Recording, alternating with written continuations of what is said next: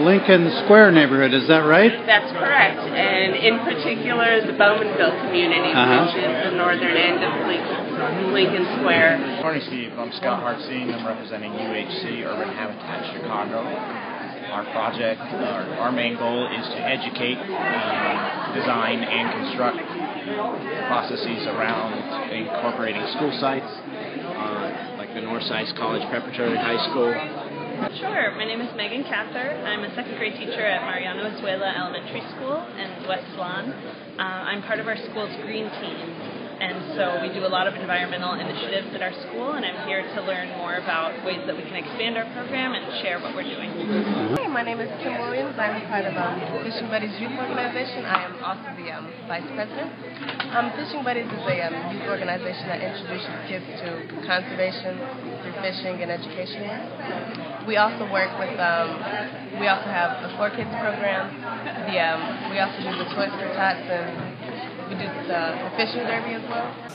Hello, yes, I'm Sean Guszewski here from Minneapolis with the Alliance for Sustainability, and I'm at the Accelerate 77 conference attending the workshop on the Chicago Climate Action Plan Toolkit.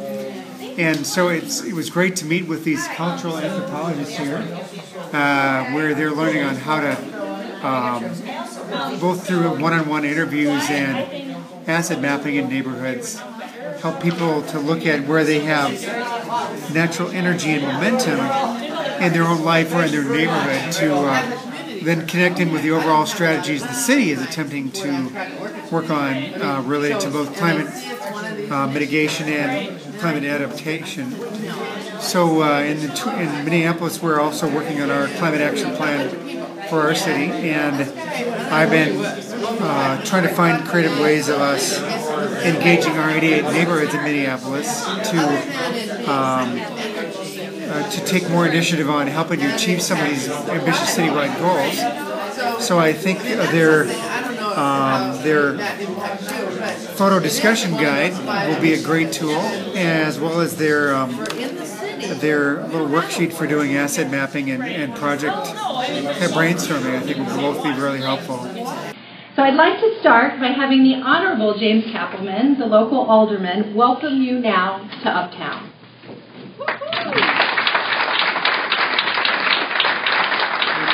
Lisa, thank you so much.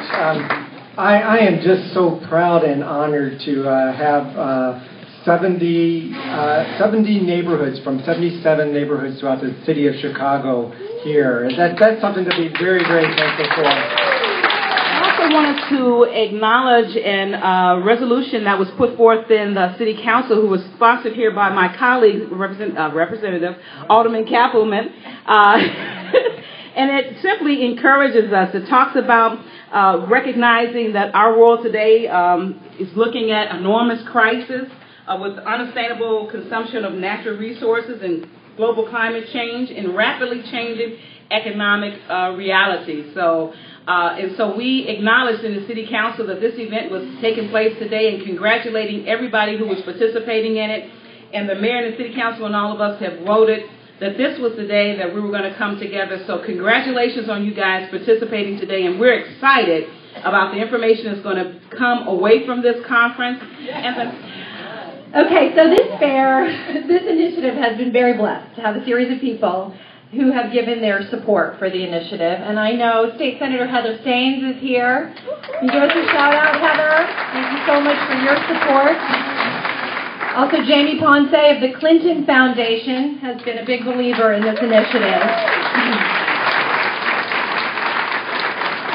And there are a number of sponsors who we need to thank this morning, starting with the Boeing Company.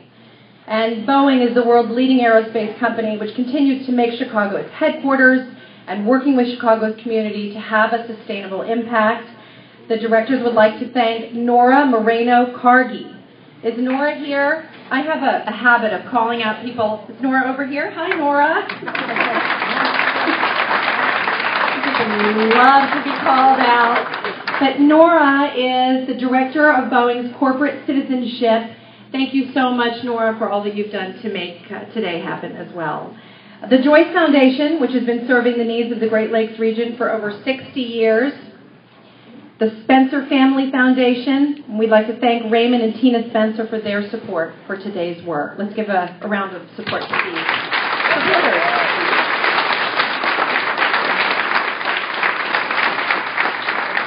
Next, we have, like the lifeblood of this effort, the universities and their interns. More than 220 students have been involved in going out into the city and the communities and identifying these groups who are able to come here for their show and tell today. Well, thank you very much. As the organizing sponsor, the Institute of Cultural Affairs also welcomes you to this day. This is a very important day, and it coincides with a significant event in our history. This year, 2012, the Institute is celebrating its 50th anniversary. And I can't think of a better party or a better way to mark this occasion than this. As you know, we had a number of people for the last year and a half documenting and identifying local initiatives in sustainability that are happening across the entire city, all 77 community areas. And that group of interns that we just recognized identified over 600 local initiatives, many of which basically thought that they were working in somewhat isolation with others. Certainly, the motivation of what we have had is that by bringing people together and connecting with people, that's where new knowledge, new practices, new courage and commitment are really generated. And therefore, the purpose of this day is for you to go around and share lessons learned, to learn from one another, see what you can apply that somebody else is doing. And of course, we also have a number of connection seminars. But to get us started on all of that, I'd like to introduce to you our keynote speaker for today. She is a very accomplished person working in both the public and private sector over numerous years. She also is a producer and writer of a film, Carbon Nation. And she is now the Chief Sustainability Officer of the City of Chicago. I'd like to introduce Karen Weigert. So when I think about Chicago, this is what I think about. I think about the quality of life that we have here and we want to strengthen. And I think about the quality of economic opportunity that we have and we want to create for the next generation. This is a great place to raise your family. This is a great place to strengthen your community. And this is a fantastic place to grow your business. And that is at the heart of Chicago sustainability. And we get to have this conversation today and have all of you together today, in a sense, because of the heritage of this city. So when I think about our city and I think about Chicago, we get a chance to go back 100, 150, 200 years. We were a little town then, but we had big ambitions. And so Chicago adopted the motto of being a city in a garden. We are sustainable because of the generations of choices and the generations of activities of Chicagoans before us. And it is our opportunity to do that for the Chicagoans to come. So we build the city in a garden together. We also get to build on a heritage of we are near an amazing lake. It connects to a river. We are anchored in a physical environment that has shaped all of us and that we get to continue to shape as we think about the opportunities that we create together. Even our downtown, we call it the Loop. We call it the Loop because of sustainable transportation, because of that elevated train system that goes around. And so what you're building throughout the city of Chicago is what we've all been building together for generations. And so earlier this year, in April, Chicago was actually named the most sustainable large community in America.